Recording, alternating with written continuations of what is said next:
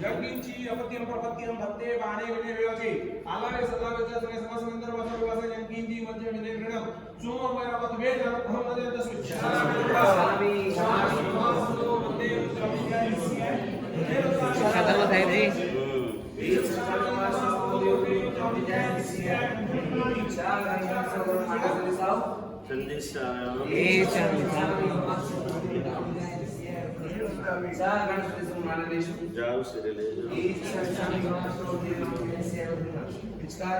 बसाई करी वायना का साथ कराओ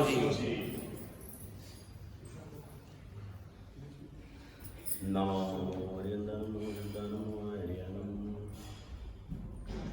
नमो वज्रायणं नमो लोये शुभशासनम् ऐसो पंजन मुक्तारो मंगलां चतुर्वेदं ब्रह्मोय मंगलम् नमो दुर्वाररागादि वैदिवारनि भारिणे हरते योगिनाथाय महावीराय ताये हे च सुरेन्द्रे च कौशिके पादसंस्पृशे निर्विशेषमनस्काय श्रीवीरस्वामिने नमः सर्वारिष्टविनाशाय सर्वारिष्टार्थदायिने सर्वलब्धिनिदानाय श्री गौतम स्वामिने नमः कारबिन्दुसंयुक्तं नित्यं ध्यायन्ति योगिनः कामदं मोक्षदं चैव ओंकाराय नमो नमः श्रीदान प्रेम सुरिवचन सुजानु वन्दो यशो सुरिवरा भुवने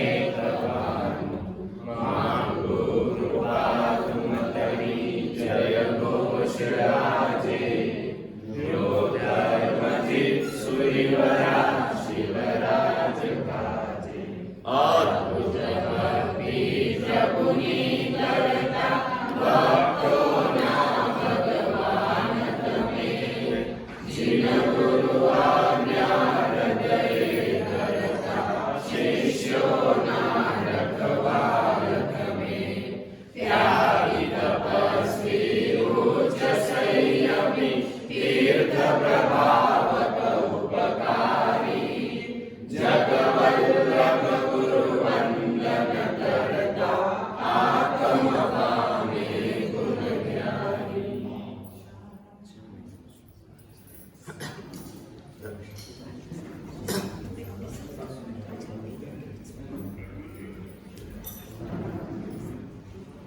मोचा स्तंभ इवासार संसार क्लेश सर्वदा वचलोकाग्रगम लोकसारत्वात् सिद्ध वैभवम्। आप आगे आ जाओ पुण्यशाली, इधर हमारे भैया के पीछे आ जाओ।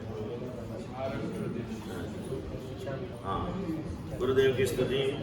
महाराष्ट्र देश जनबोधकाय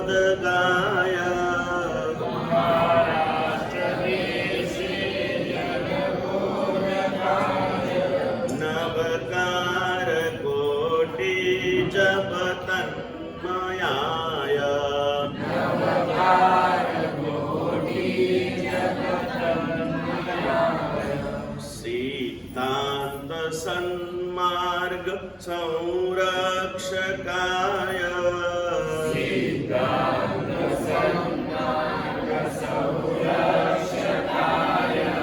नमो यशोदेव सुरेश्वराय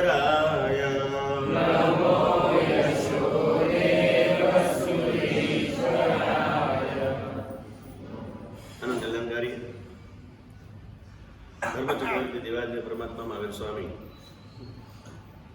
परम पुण्य के उदय से परमात्मा के शासन के अंदर में हम सभी का जन्म हो चुका है और ज्ञानी भगवान वर्तमान भाव में हमें मिले इस जन्म को चार रूप से दुर्लभ बता दे। कहाँ हुआ है अपना जन्म? आर्य देश में, आर्य कुल में, जैन कुल में। मनुष्य के रूप में जब हमने जन्म प्राप्त कर लिया है, तब हमें समझाते कि भाग्यशाली 4 गति के संसार में इससे श्रेष्ठ दूसरा कोई जन्म नहीं है। और ऐसा श्रेष्ठ जन्म अगर आपको मिल गया है तो इस जन्म में और कुछ भी करने की आवश्यकता नहीं है। एक ही छोटा सा काम आप कर लो, और क्या कर लो? तो समझाते हैं कि जैसा श्रेष्ठ जन्म मुझे मिला है, ऐसे श्रेष्ठ जीवन का अब मुझे निर्माण करना है। ऐसा एक छोटा सा शुभ भाव इस छोटे से हृदय के अंदर में आप जागृत कर दो, और ऐसा एक छोटा सा शुभ भाव अगर इस छोटे से हृदय में जागृत हो जाए तो जीवन में बहुत बड़ा परिवर्तन आ सकता है। लेकिन रोज कह रहा हूं वैसे कि जीवन को श्रेष्ठ बनाने की बातें करना बड़ी आसान है। वास्तव में अगर जीवन को श्रेष्ठ बनाना है तो उससे भी आसान है। लेकिन अब मुझे मेरे जीवन को श्रेष्ठ बनाना ही है, ऐसा दृढ़ संकल्प करना बहुत मुश्किल है। और संकल्प रहित साधना यानी नींव बिना की इमारत जो दिखने में सुंदर हो सकती है, रहने में निश्चित रूप से जोखिम होती है। बाकी संकल्प अगर जो किया जाए तो संकल्प के बल से जानवर भी जानवर बन सकता है। अद्भुत शक्ति इस संकल्प में समाई हुई है, और संकल्प हमें और कुछ भी नहीं करना है, एक ही संकल्प करना है। क्या करना है? जो मैं हूँ वो मुझे बनना है। और मैं कौन हूँ? इंसान का जन्म पाया, मैं एक इंसान हूँ। जैन कुल में जन्म पाया, मैं एक जैन हूँ। मुझे इंसान बनना है, मुझे जैन बनना है, आगे बढ़ना है। और इस जैनत्व की और इंसानियत की बातें करते करते हम आगे बढ़ रहे हैं। समझने पर भी अगर हमारे जीवन में कोई परिवर्तन नहीं आता, अपने महाराष्ट्र में कहावत है, आप लोगों ने बचपन से सुनी होगी, कळतपण वळत नाही, बराबर सुना है ना आपने है? लेकिन मैं इसको थोड़ा सुधार के बोलता हूँ प्रकाश भाई, वळत नाही असं नाही, आम्हाला वळायचंच नाही।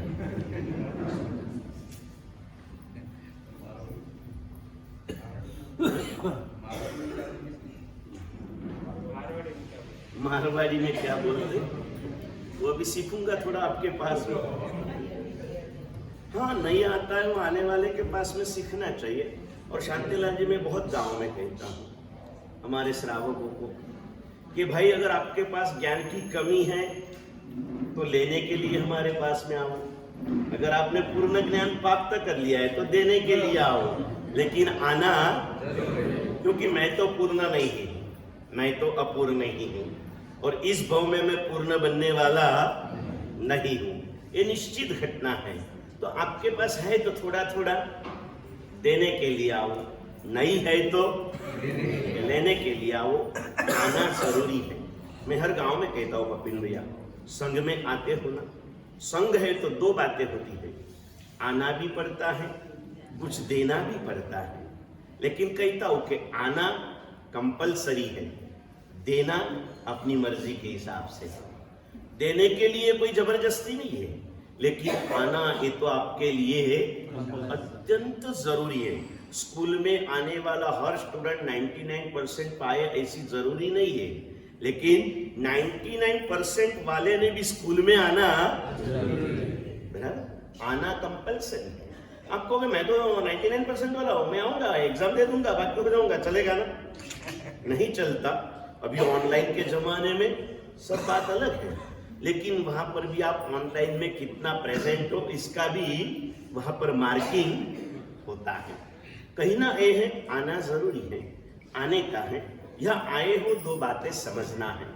हम समझ चुके हैं कि मैं इंसान हूं, मुझे इंसान बनना है, मैं जैन हूं, मुझे जैन बनना है। ये बात अभी आपको समझाने की जरूरत नहीं है। और मैं क्या कहूँ आपको, मैं यहाँ जो बैठता हूँ ना, आपको समझाने के लिए आता ही नहीं, मैं सिर्फ आपको जगाने के लिए आता हूं। बाकी जानकारी तो आपके पास में, मेरे से भी कई धुरंधर आचार्य भगवत यहाँ पर आकर के गए हैं, उनके सामने मैं तो ऐसे जब हम बहुत होशियारी करते थे छोटे थे तब, तो हमारा दोस्त क्या कहता था भाई मालूम है क्या, इतनी होशियारी करता किस झाड़ की पत्ती है भाई तू? हाँ, मैं किस झाड़ की पत्ती में, कुछ भी नहीं, पत्ती भी क्या कचरे की तरह रहा तो भी बहुत है। बहुत बड़े धुरंधर आचार्य भगवंत आकर के, और मैंने कल ही समझाया हमारे 11 गणधर के अंग सूत्रों के शब्द में फर्क है, भावों में कोई फर्क नहीं है, वैसे हमारे यहाँ आने वाले गुरु भगवंतों के शब्दों में फर्क है। भाव तो सभी का एक ही है, और एक ही भाव हर एक गुरु भगवंत के हृदय में एक ही शुभ भाव होता है कि मेरे सामने आने वाले भव्य जीव अपने भव्यत्व के परिपाक को प्राप्त करके अपनी सिद्ध दशा को प्राप्त करें। इसके अलावा कोई भी भाव मेरे मन में, क्या ये भाव होगा मेरे पास आने वाला भगत मेरी निश्रा में 5-25 लाख रुपया खर्चा करे, मेरे नाम की तख्तियां लगा दे, ऐसा करे वैसा करे, नहीं। अगर ये भाव मुझ में आते हैं तो मेरे शरीर पर वेश मोक्ष का है, लेकिन मेरा दिल मोह से ग्रस्त है। इस भावधाराओं में नहीं जाना, बस एक ही भावना कि मेरे सामने आने वाला भव्य जीव सिद्ध बन जाए। क्या बन जाए? और इसीलिए नवकार मंत्र का दूसरा पद कौन सा है? नमो सिद्धानम। और हमने इस पद के अंदर में कल प्रवेश किया।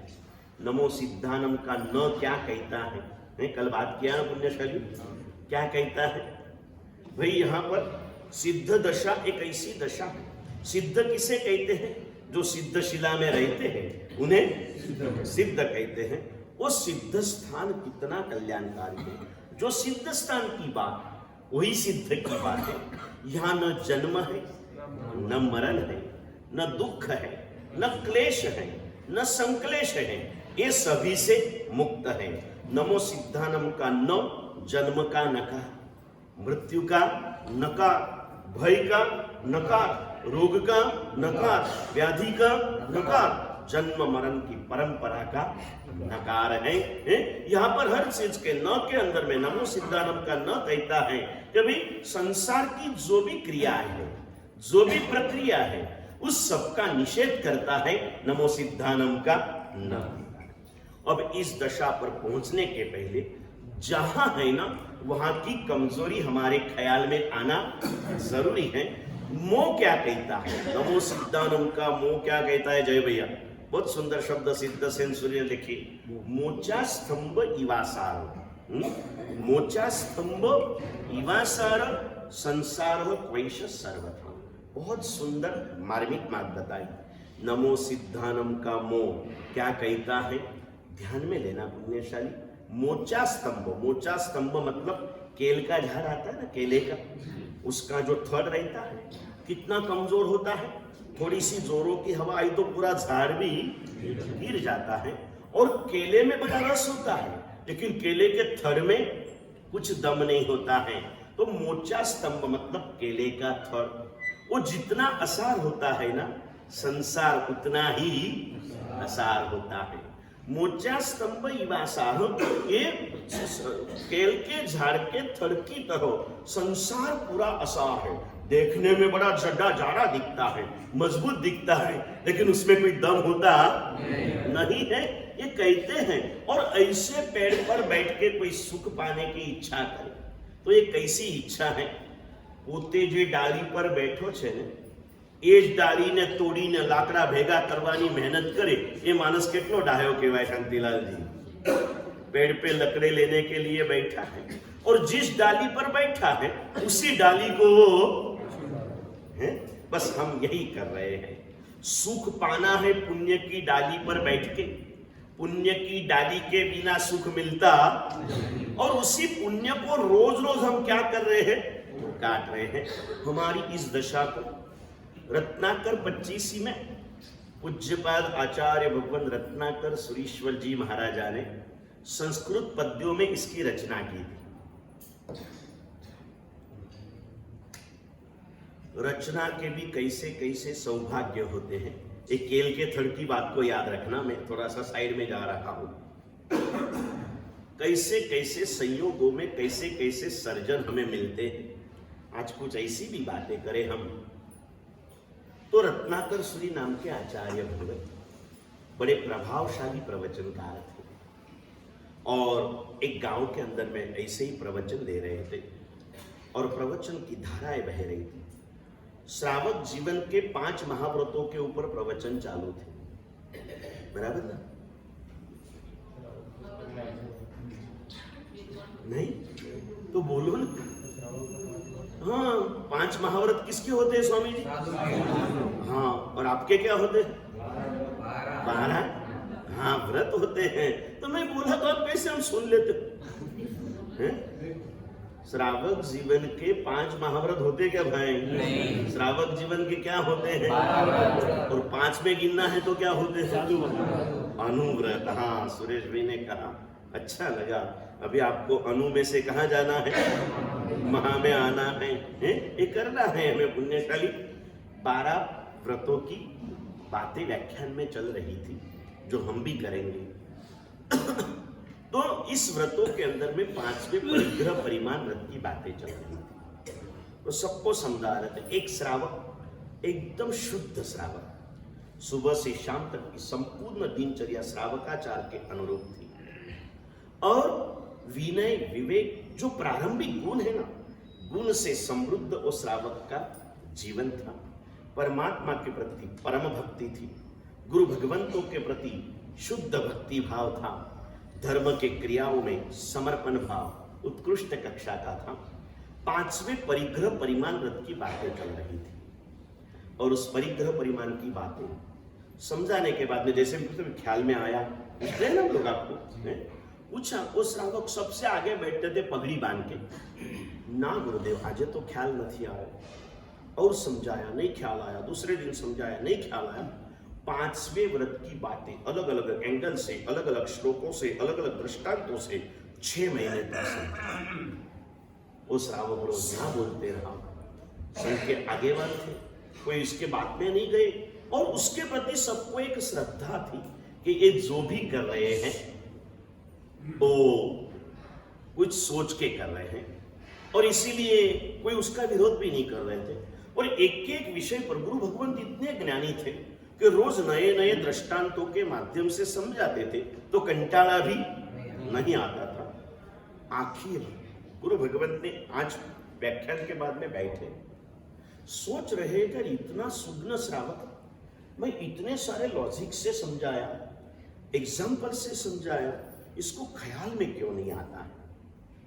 अगर मेरी बात किसी के ध्यान में ना आती हो प्रकाश भाई, तो मुझे आत्मनिरीक्षण करना चाहिए। अगर मेरा शिष्य मेरा कहा नहीं सुनता है तो मुझे आत्मनिरीक्षण, क्योंकि शिष्य जो भी बनते हैं ना, कोई अपात्र जीव शिष्य कभी बनते नहीं।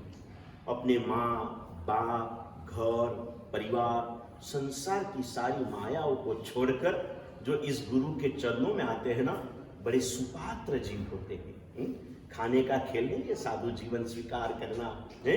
और ऐसे आने पर अगर जो मेरे आकर्षण से मेरे पास आया और अभी मेरी नहीं सुन रहा है, तो निश्चित रूप से पहले 1 बार 2 बार 3 बार मुझे ऐसा लगे कि ये समझता नहीं है, लेकिन नहीं समझता 3 बार तो चौथी बार मुझे आत्मनिरीक्षण मोन्टू भैया करना चाहिए। क्यों नहीं समझ रहा? इतना सुपात्र जीव क्यों नहीं समझ रहा?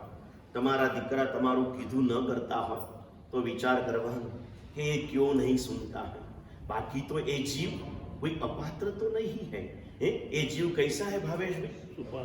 लाखों करोड़ों अरबों खरबों में से चॉइस करके कर्म सत्ता ने अपने घर पर उसे, उसकी तो सुपात्रता है। शायद मेरे समझाने में गड़बड़ हो, शायद कुछ ना कुछ हो, या तो मैं उससे जो कहना चाहता हूं वो मेरे जीवन में ही कुछ कमजोरी हो। मैं कहूं, मैं मेरे छोटे महाराज को स्वाध्याय की बहुत प्रेरणा देता हूं, लेकिन उनके जो समय पर जालना संघ मेरा है, उनके उम्र के हिसाब से वो पुस्तक के स्वाध्याय में थोड़े कमजोर गिरते हैं। बाकी दिन भर जो करते हैं स्वाध्याय है, आप जैसे के साथ आके 2 बातें धर्म की करते हैं और तो कोई आलतू फालतू बातें तो करना है नहीं। और मेरे व्याख्यान में कंटाला आने वाले लोग रात को 9:30 के बजाय 10, सवा 10 बजे तक इनके पास में खुले से बैठते हैं। मेरा तो 9 का 5 ऊपर हो गया तो वो घड़ियाल देखने लगते हैं। कुछ ना कुछ पुण्य हरेक का होता है ना पुण्यशाली, नहीं कहीं ना। फिर मैं सोचता हूँ बराबर है, मेरे समय में मैंने भले स्वाध्याय किया, आज मैं भी पुस्तक की स्वाध्याय से दूर हूँ। मेरी अनुप्रेक्षा चालू रही थी। कोई बचाव करना नहीं चाहता हूँ, लेकिन शरीर से थक जाता हूँ तो लेटे रहता हूँ, लेकिन मन में चिंतन धाराएं चलती रहती है। लेकिन सोचना, अगर सामने वाला मेरा कहा नहीं मानता है तो उसकी कमजोरी को मत खोजो, अपन कहा कम पड़ रहे हो खोजो। रत्नाकर श्री महाराज बैठे, आवा सुग्न श्रावक केम नहीं समझता। सोचते सोचते सोचते सोचते ऐसे ही सामने भगवान पड़े हुए थे, ऐसे ही सामने भगवान पड़े हुए थे और इस भगवान की ओर उनकी नजर गई। बस ऐसी नजर वहां स्थिर हो गई और अचानक अंदर से आवाज आई, साची बात छे, એ નથી સમજતો, એ સાચી વાત છે, કેમ કે મારામાં જ થોડી ખોટ છે। क्या खोट थी मालूम है प्रकाश जी? उनके स्थापनाचार्य के अंदर में आप जैसे कोई परम भक्त ने उन्हें एक हीरा दिया था, निर्जीव था ना, अचेतन था, तो एक कीमती हीरा उस समय की जिसकी वैल्यू 10 लाख रुपीस थी, उन्होंने स्थापनाचार्य जी के मुख्य भगवान पुरुष डायमंड को रखा था। रोज पढ़ ले, कोई पहनना नहीं था, दूसरा कोई आकर्षण नहीं था, लेकिन रखा था ना, रखा था। बस मेरे पास में अगर परिग्रह है तो मेरी परिग्रह की परिमाण की बात सामने वाले को असर नहीं करेगी। कुछ नहीं बोले। दूसरे दिन जब व्याख्यान में गए ना, सेठ जी आ गए और सेठ जी जैसे आए, गुरुदेव ने कहा कि सेठ, आ एक हीरो जे अहिया बांधेलो हतो, આજે તમને સુપ્રત કરું છું સંગના ચોપડે જમા કરવા। सेठ जी खड़े हुए, रोती आंखों से, गुरुदेव मिच्छामी दुक्कड़म मांगू छू, बस हवे मने परिग्रह परिमाण व्रत समझाए।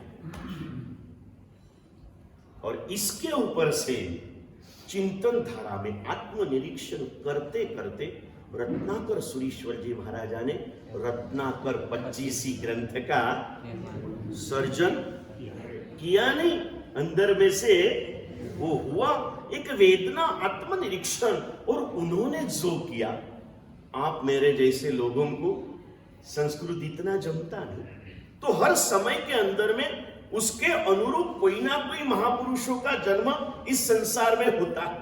लिखते हैं कि भगवान जब जो चाहे वो दिए बिना रहते नहीं है। आया समय ऐसा, संस्कृत की परामुक्ता हो गई तो गुजराती भाषा के एक कवि, भावनगर के मूल रहवासी श्यामलाल पंडित जिनका नाम, जिन्होंने रत्नाकर 25 को गुजराती भाषा में कन्वर्ट कर दिया है। श्यामलाल पंडित नाम याद रखना, आखिरी गाथा में इसका उन्होंने अपना नाम दे दिया है। श्याम जीवने तो आपो सम्यक रत्न श्याम जीवने तो तृप्ति थाए घनी। ये रत्नाकर 25 के गुजराती पदों में लिखे हुए संस्कृत का ट्रांसलेशन है। कोई भी अपने दूसरे भाव उसमें भरे हुए नहीं है। बात मैं कर रहा था किस चीज की, केल के झड़ की। और उसके आगे बढ़कर के हम हमारे सुख को पाने के लिए जिस डाली पर बैठे हैं उसी डाली को तोड़ने का काम कर रहे हैं। हमारी सुख की अभिलाषा और सुख प्राप्ति का पुरुषार्थ कैसे है, इसको बताते हुए रत्नाकर 25 में आदेश भैया बहुत सुंदर शब्द लिखे। मधुबिंदुनी आशा मही भय मात्र हूँ भूली गयो। सुंदर सी घटना आती है। एक मधुबिंदु जितना सुख पाने की आशा में आजू बाजू के सारे भयों को जैसे कि मैं भूल गया और आखिर इस भयों की भूतावल में मैं फंस गया। सुंदर सी कहानी आती है। सिद्ध पद की बात कर रहा हूं। सिद्ध पद को ही पाता है जो संसार से मुक्त होता है। तो संसार की निरस्ता, संसार की असारता, संसार सुखों की अल्पता का द्योतक ये दृष्टांत शास्त्रों में बहुत प्यारे शब्दों में आलेखन किया है। एक प्रवासी,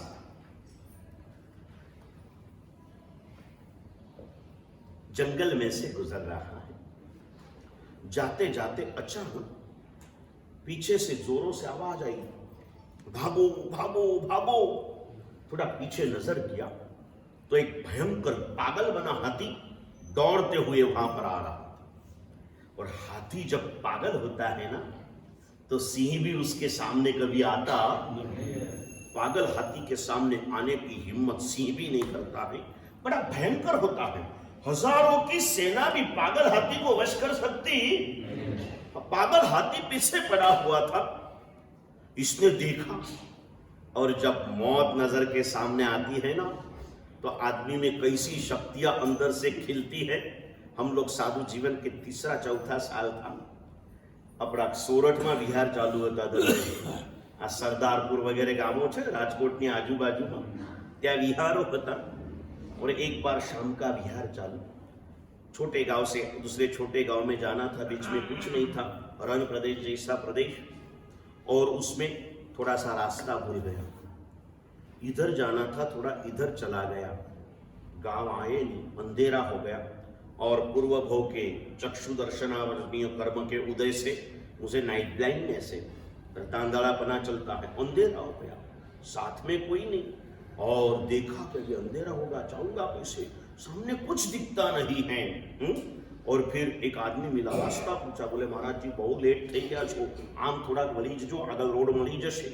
निकला, अंधेरा छा गया था, पूरी नीरव शांति। इतना डर लगा, इतना डर लगा। पांव पूरे थके हुए थे नितिन भैया, लेकिन इतनी स्पीड आ गई पांव में, इतनी स्पीड आ गई कि मैं जो मेरे आगे जितने साबु थे ना सबके आगे में। डरने के बाद में क्या होता है वो बात आती है छोटी सी। एक छोटे बच्चे को पापा ने सिखाया, बहुत तूफान मेल था बच्चा। तो बोले बेटा थोड़ा शांत रहना, कभी किसी के लिए मददरूप बनना है, किसी की सहायता करना। बेटे ने कहा हाँ पापा मैं जरूर करूंगा। शुक्रवार की ये बात, रविवार के दिन पापा के घर में मेहमान आए हुए थे। सब बातें चल रही थी। 11 सवा 11 का समय और बच्चा दौड़ते दौड़ते आया, पापा पापा पापा। पापा ने बोला बेटा क्या हो गया? बोले आपने मुझे परसों बोला था ना किसी के मददरूप बनना, मैंने आज बहुत अच्छा काम किया। बोले क्या किया बेटा? तो बोले पापा वो बाजू वाले अंकल है ना, उनको जाना था लोकल पकड़ने के लिए। और लोकल में जाना था, लोकल को 10 मिनट टाइम था और रास्ता 15 मिनट का था। और उनका पहुंचने का कोई संभव नहीं था, लेकिन उनको 10 के बजाय मैंने 5 मिनट में पहुंचा दिया। बोले कैसे पहुंचाया बेटा? तो बोले अपना टॉमी कुतरा नहीं था, मैंने उनके पीछे छू करा दिया।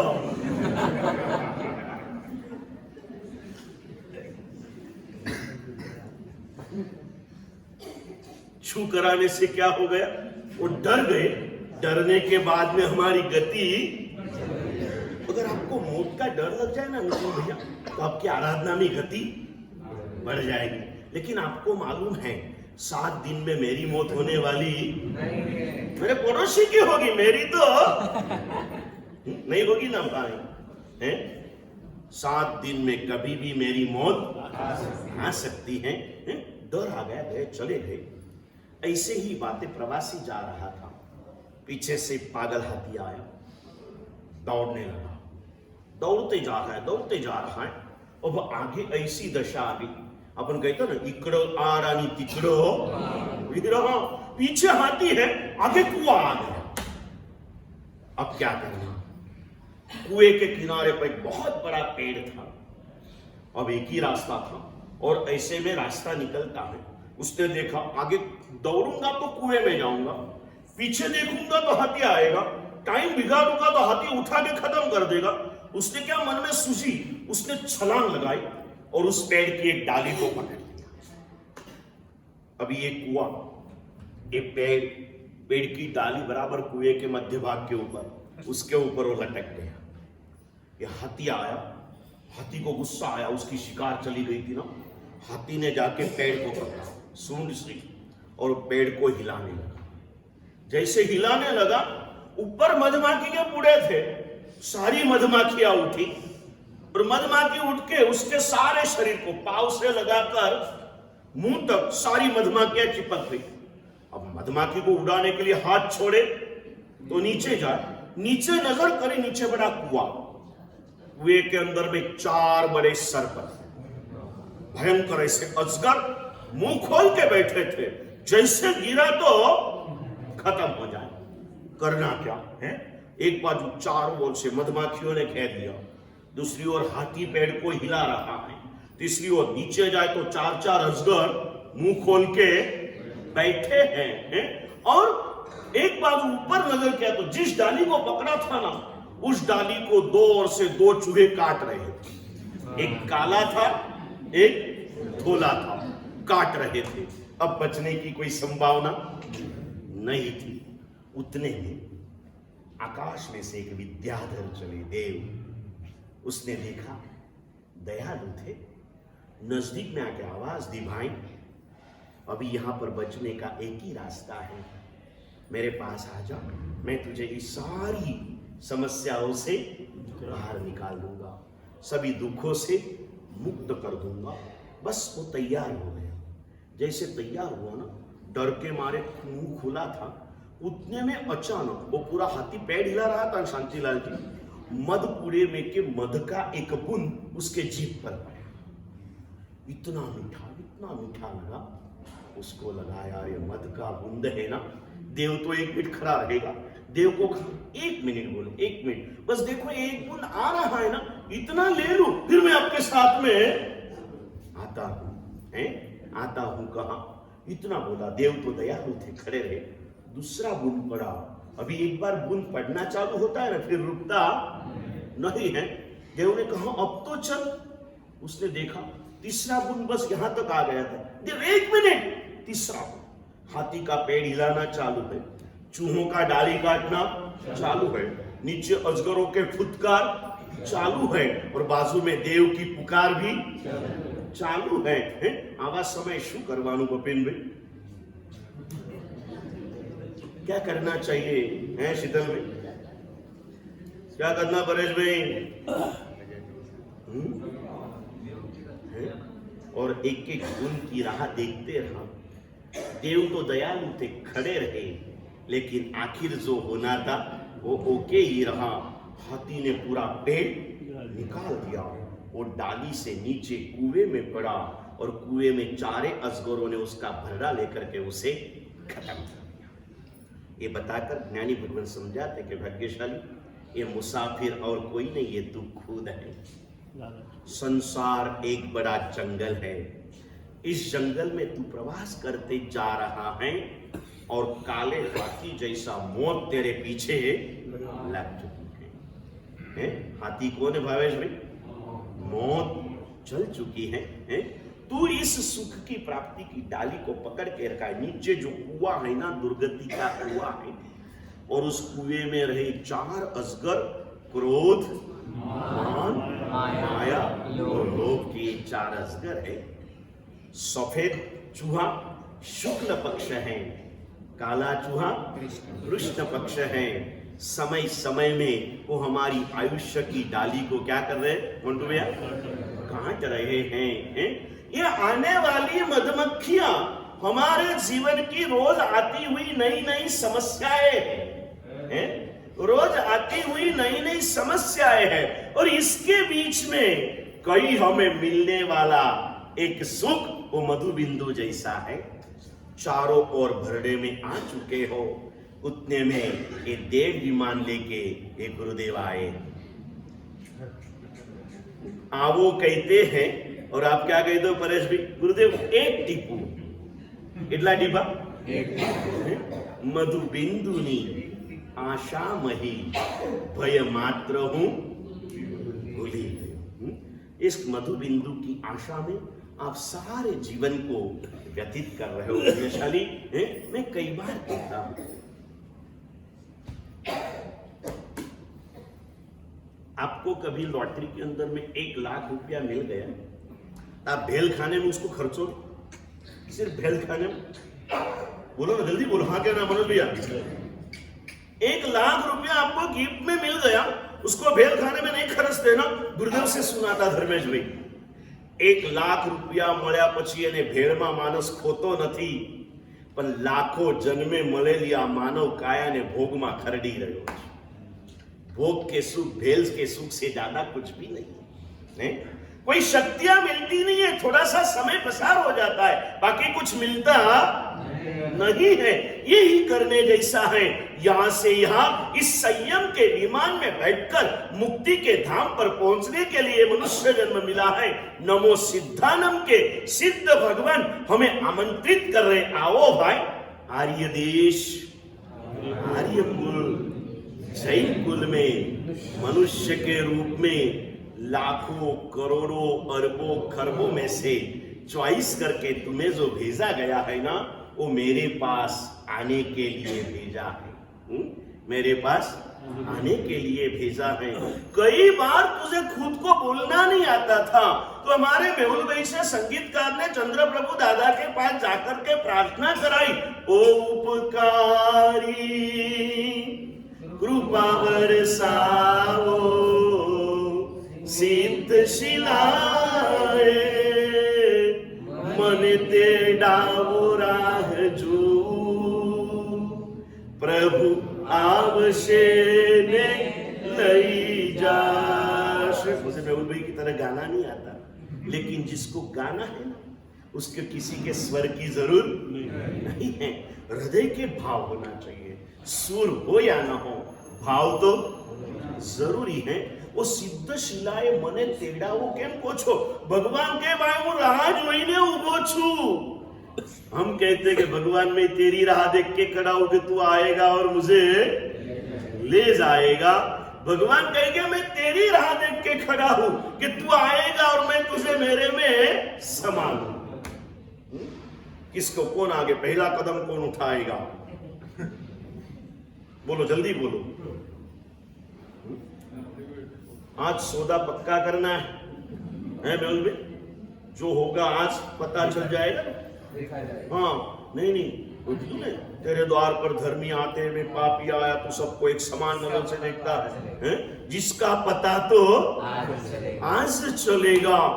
भगवान को बुलाना है कि अपने को जाना है? चलो इन शॉर्ट में अपने को जाना.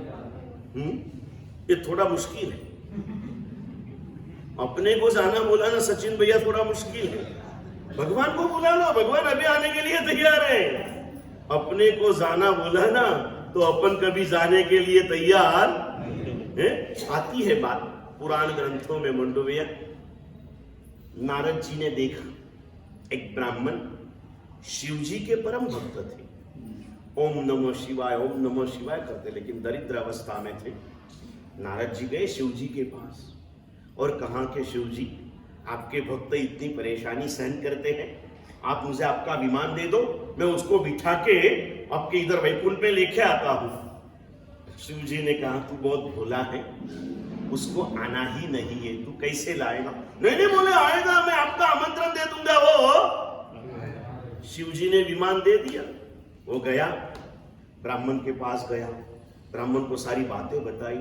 और ब्राह्मण आपकी 70वीं पीढ़ी के दादाजी था. उसने आपके जैसी बात की. वो आपको पूरा आनुवंशिकता में मिला है ना ये सब. उसने कहा बहु मारू पुण्य जाग्યું, શિવજીએ મને આમંત્રણ મોકલ્યું, પણ કઈ વાંધો નહીં નારદજી જુઓ આવું જ છે, પણ હવે આ છૈયા છોકરા થઈ ગયા છે, એને થોડાક ભણાવું ગણાવું મોટા કરું અને પરણાવી દઉં, પછી હું શિવજી પાસે. इतनी अच्छी आपता साफ्ता कर दी. नारद जी ने जाके शिव जी को मैसेज पास कर दिया. शिव जी ने बोला ठीक है भाई, उस समय पर तू ध्यान रख के चले जाना. ब्राह्मण ना छोकराओना लगन થઈ ગયા. नारद जी पाछा आया कि पधारो. अरे क्या बात है, बोले शिव जी ने मुझे इतना ध्यान रखा. આવું જ છે બસ, પણ હવે કે છોકરાના લગ્ન તો થઈ ગયા. આટલા વર્ષ રાહ જોઈ, એક 2 વર્ષ રાહ જુઓ, થોડુંક જરા પોતરાઓને રમાડીને आगे की सारी बातें बताओ कि आपको मालूम है सब. अच्छी प्रोसेस अपने को मालूम है ना, क्योंकि आपके अनुभव की बातें हैं. ये बातें कैसी है? 10 साल से हमारे नम्र वल्लभ महाराज पवित्र वल्लभ करके प्रकाश भाई को बुला रहे हैं. बराबर. वो आऊ आऊ करता करता હવે જવું નો સમય જેવો મારો આવે એવો આયા. हर एक का उस समय आएगा, जाने के लिए मन तैयार नहीं होता है। भगवान को कहना, भगवान आके मुझे उठा ले। मैं नहीं आ सकता प्रभु, तो आकर के मुझे उठा ले। भगवान कहता कोई बात नहीं, मैं आऊंगा। कौन से रूप में आऊंगा वो तेरे ध्यान में नहीं आएगा। मेरी बात जो तुझे सुना है समझ लेना, मैं खुद आया हूं। सिद्ध शिलाए मने ले जाओ। नमो सिद्धानम का मोह संसार की असारता हमें बताता है, संयम की सारभूतता हमें समझाता है, सिद्ध दशा की स्थिरता का हमें ज्ञान देता है। ऐसे मोह पद की साधना, नमो अरिहंतानम के 7 अक्षर, नमो सिद्धानम के 5 अक्षर, नमो आयरियानम के 7 अक्षर, उवज नमो उवज्जायनम के 7, नमो लोये सव्वसाउनम के 9, ऐसे 35 अक्षर। दूसरे चुलिका के 33 अक्षर, ऐसे 68 अक्षर युक्त नौकार है। ये आपको, अगर इस नौकार के जहाज में आप बैठ जाओगे ना, तो अपने आप भगवान के पास पहुंच जाओगे। लेकिन याद रखना, गाड़ी देखना अलग चीज है और गाड़ी में बैठना अलग चीज है। गाड़ी देखने वाला मुक्काम को पाएगा या गाड़ी में बैठने वाला? हमें जन्म से जो नौकार की गाड़ी मिली है ना, वो देखने के लिए मिली है। गाड़ी में बैठने के पहले टिकट निकालना पड़ता है। फुकट में कोई ले जाता है? फुकट में नहीं लेके जाता, टिकट निकालना पड़ता है। नौकार की गाड़ी में ऑफिशियल प्रवेश प्राप्त करना हो तो शास्त्रकारों ने बताया है, जब तू उपधान तब का टिकट कटाएगा तब तुझे इस गाड़ी में अंदर प्रवेश है। और आज का दिन कितना सुहाना कि इस नौकार की गाड़ी में बैठने के लिए आज हमारे सभी ट्रस्टी भी पधारे। कितने दिनों के बाद हमारे नानावटी जी भी पधारे हैं। उनको आज उपदान का पहला नाम किसका लिखना भाई? बाकी जन नानावटी जी, हाँ, करवानु करावनु बधाમાં નામ કોનું ભાઈ? આ તો હવે ત્યાંથી ગયા, પહેલા ઉપાશ્રયમાં આવ્યો તો પહેલું નામ કોનું વંચાય બહાર? हाँ, नानावटीનું। આપણે બધામાં કોનું રાખવું કરતા કહીના सबको, जिसके भाग्य में होगा उसको भाव जगेगा। करना है पुण्यशाली। अभी हम उपदान तब की बातें तो कब से कर रहे हैं, लेकिन ऑफिशियल जाहिरात घर में भी होता है ऐसा पवीन भैया, बेटे की शादी की बातें 2-2 साल तक चलती रहती है, लेकिन जब तक नक्की नहीं होता तब तक जाहिरात। अपना 1.25 महीने से उपदान की बातें चालू है, मैं कहते रहा करते रहा। ऑफिशियल कब होता है? हाँ, माँ बाप की परमिशन मिलने के बाद में खानदान बेटा शादी करता है।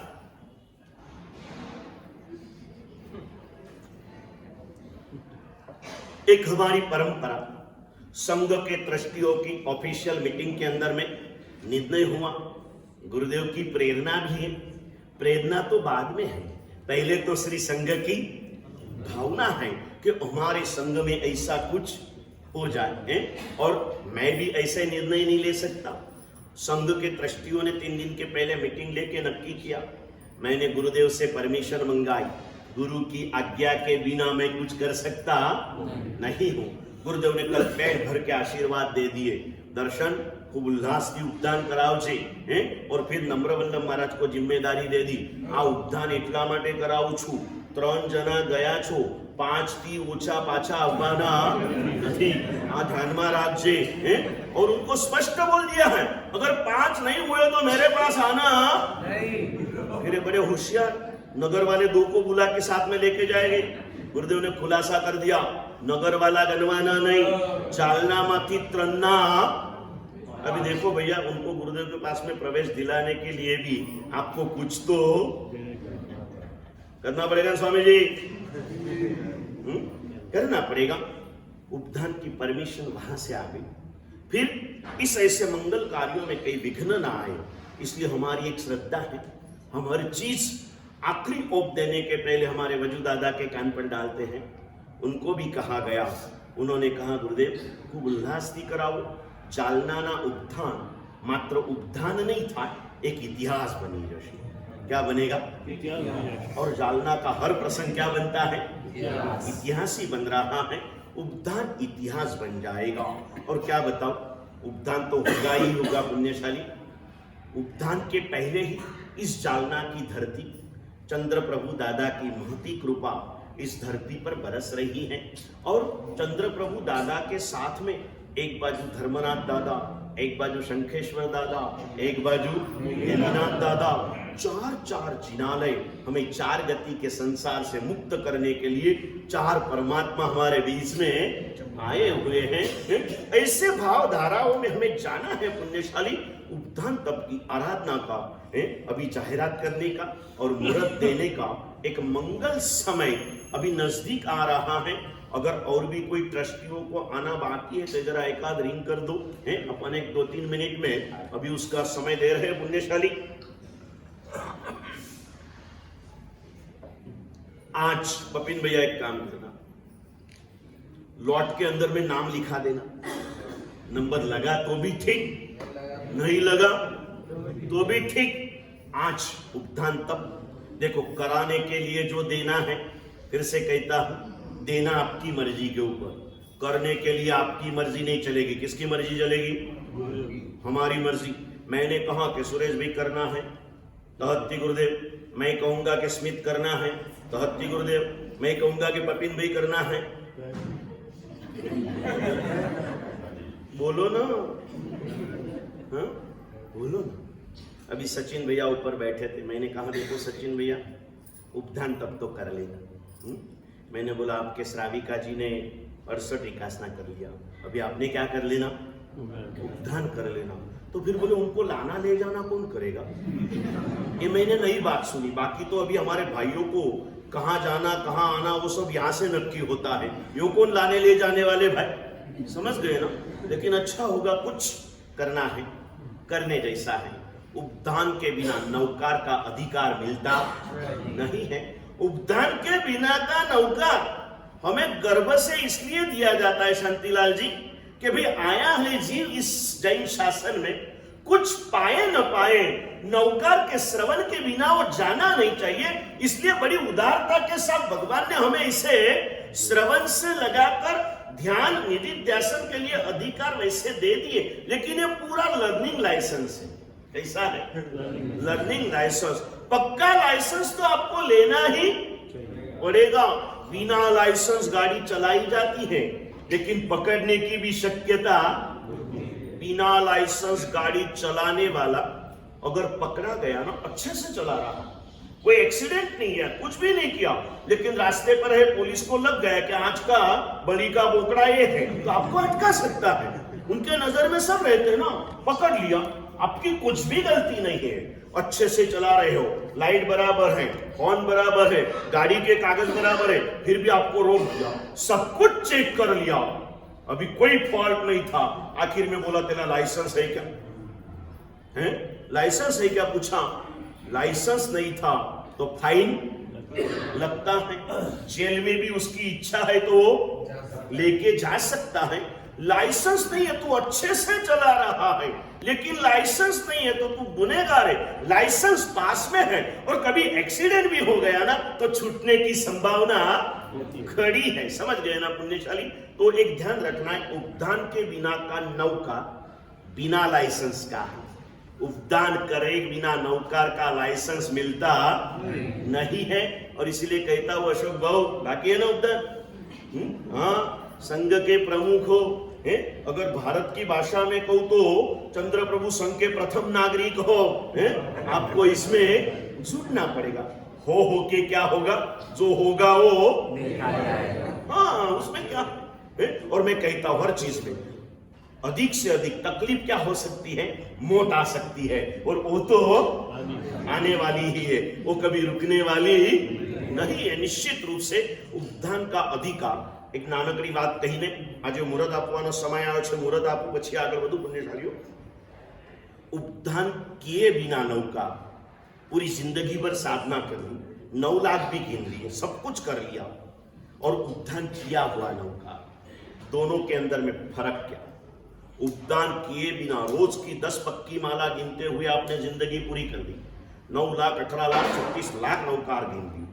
उपदान करते समय सिर्फ उपदान में रोज की 20 माला गिन के उपदान का अधिकार ले लिया और बाद में एक भी माला नहीं गिनी। दोनों का परिणाम क्या? मैं नहीं कहता हूं, शास्त्रों में लिखा है कि उपदान के बिना भी नौकार जिंदगी भर तू गिन सकता है, आखिरी दम भी तू नौकार के साथ छोड़ सकता है, लेकिन बिना उपधान वाले को अगले भाव में नौकार मिलेगा भी नहीं भी मिलेगा। शाश्वती नहीं मिलेगा ऐसा कुछ नहीं, मिल भी सकता है नहीं भी मिलेगा। उपधान जो करेगा उसको अगले जन्म में नौकार मिलेगा मिलेगा मिलेगा। चाहे वो पशु गति में जाएगा ना, तो कोई हमारी जो पंखीनी रहती है ना, हम महाराष्ट्र में घार कहते हैं, गुजराती में समड़ी कहवाय, हिंदी में क्या कहते हैं झील, बराबर ना, मारवाड़ी में क्या कहते हैं झीली बोल दो ना। जो घार बोलते मराठी में उसको नौकार मिला था ना भाई, मालूम है ना आपको कहाँ मिला था? भरूच के जंगल में उसको भी नौकार मिला पशु के भाव में। क्यों लिखा नहीं है उसका पूर्व जन्म, लेकिन शास्त्रीय बात से कह सकते हैं उसने पूर्व भाव में उद्धान करके नौकार लिया होगा। उद्धान करके जो नौकार पाता है उसका अगला जन्म कोई कर्म के परवस्था से पशु गति में भी मिला ना, तो वहां भी उसे नौकार मिल सकता है। ये बात कदाच सबको न मालूम हो, लेकिन ये बात तो सब जानते हो ना, जलते हुए लकड़े में जलता हुआ नाग और नागनी थी, उसे भी क्या मिला? नौकार मिला ना। क्यों मिला? हो सकता है पूर्व भाव में उस आत्मा ने क्या किया था बिन भैया? उपधान तप की साधना कर ली थी। पुण्यशालियों, ये उपधान तप की साधना का एक अचिंत्य प्रभाव है। अगले भाव में नौकार कोई भी गति में जाओ, नौकार हमारा साधक सहकारी बनके आ जाएगा। ऐसी अद्भुत नौकार मंत्र की विधि पूर्वक की साधना, नौकार मंत्र की 68-81 से आराधना तो हम लोग कर रहे हैं। अभी विशिष्ट रूप से इस आराधना में जुड़ना है। करीब करीब यहाँ जितने भी लोग बैठे हैं, 32 साल के पहले परम तपस्वी पूज्यपाद वारीशन सुरेश्वर जी महाराजा की निश्रा में ये उद्धान तप की आराधना 1989 के साल के अंदर में जालना में हुई थी। उसके पश्चात 32 साल में ये साधना हुई नहीं है, और ये कि रोज होने वाली चीज भी नहीं है। फिर कब होगी कोई पता नहीं है। पुण्यशाली इस बार हो रही है दोनों रूप से। तन को भी सफल करना है और आयोजन में लाभ लेके धन को भी सफल करना है, तो अपने मन को तैयार करना। और आज देखो कल क्या होगा पता नहीं, फिर से कहता हूं स्वामी जी, आज करने में नाम लिखा देना। नहीं हुआ फिक्र मत करना, मैंने आपको पहले भी बताया था, आगे और भी बताते रहूंगा। सिर्फ शुभ का संकल्प भी हमारा शुभ किए बिना, और इसके लिए किसका इतिहास बताया था मैंने आपको? साधना नहीं की, सिर्फ संकल्प हुआ था। नाग केतुनी पेरे कल्प साधना, इसे बताया था ना। आज एक संकल्प कर लेना, जिनका भी उद्धान करना बाकी है तो हमारे मोदी के साथ जुड़ जाना। मनोज हमारे शांतिलाल जी भंडारी ने नाम लिखा दिया, मनोज भाई मोदी ने नाम लिखा दिया है, और भी लोगों ने नाम लिखाया है इस श्रृंखला के अंदर में। और याद रखना, संघ के प्रमाण में अपेक्षा रखना। ज्यादा अपेक्षा मैं रखूं तो मैं गुनेगार हूं। मैंने नक्की किया है इस उद्यान तप में जालना में से कम 108 भाइयों ने जुड़ना, बाकी जो जुड़ेंगे वो ज्यादा अपेक्षा रखना वो भी अच्छा नहीं है ना। जिसकी जितनी शब्द हो, हाँ अधिक क्यों रखना चाहिए, समझ गए ना पुण्य क्या चंदू सेठ? हाँ, अगर करोगे तो कराने की जबरदस्ती नहीं करोगे तो हाँ कराना पड़ेगा है। और चंदू सेठ का जो भी है अभी मेरे लिए ही है, और किसी को देना हाँ नहीं है। पुण्यशाली दे देना, कर लेना। पुण्यशाली करते रहो, आगे बढ़ते रहो। 1 मिनट रुकेंगे, मंत्रम की प्रार्थना करेंगे, 12 नौकार गनेंगे, फिर संघ का ट्रस्टी मंडल खड़ा होके संघ के अंदर में एक सुवर्ण, संघ के इतिहास में सुवर्ण पृष्ठ लिखाया जाए, ऐसे अवसर के लिए गुरु भगवंतों को विनंती करेगा। और गुरुदेव की तरफ से मिला हुआ मुहूर्त आपको जाहिर करके यहाँ जाएंगे। 108 नाम आज लिखा दे, और आपने क्या करना पपिन भैया, 108वां नाम लिखाना, बराबर है। और जो भी आएंगे सबने 108वां नाम लिखाना। 108 नाम, 108 नंबर के नाम 108 लिखा दूंगा, फिर सारे नंबर कट कर दूंगा। ये करना है, करते चलो पुण्यशाली, और आगे बढ़ते चलो। नौकार की साधना, उपधान की साधना करना भी है, कराना भी है, और अनुमोदना भी करना है। करके करके हम भव पार प्राप्त करें। मंगल कामना परमात्मा भाव से क्षमा। મંત્રમ સંસાર સારમ વિજગતરૂપમા સર્વ પાપારિ મંત્રમ સંસારો છેદ મંત્રમ વિષમ વિષહર કર્મ નિર્મૂલ મંત્રમ મંત્રમ સિદ્ધિ પ્રદાનમ શિવ સુખ જનનમ કેવલ જ્ઞાન મંત્રમ મંત્રમ શ્રી જૈન મંત્રમ જપ જપ જપિત જન્મ નિર્વાણ મંત્રમ બારાનૌકાર વાણી ગુરુમુખથી દ્રષ્ટાંત સાંભળું રોજ. સંસાર તો અપસર છે, આજ વાલો આપની ઓર. ક્રોધ, માન, માયા, લોભ જૂજને ફસાવે. શુભ સાધુ બિંદુ જેવો કેવું લલચાવે. અવતારની નૈયામાં બેસાડે ગુરુ રોજ. જ્ઞાન તપના કીર્તિ ઇતિહાસ રચાવે ગો. મોક્ષ માર્ગનું લાયસન્સ સૂર્ય અપાવે જીવો. બધા પ્રમોદ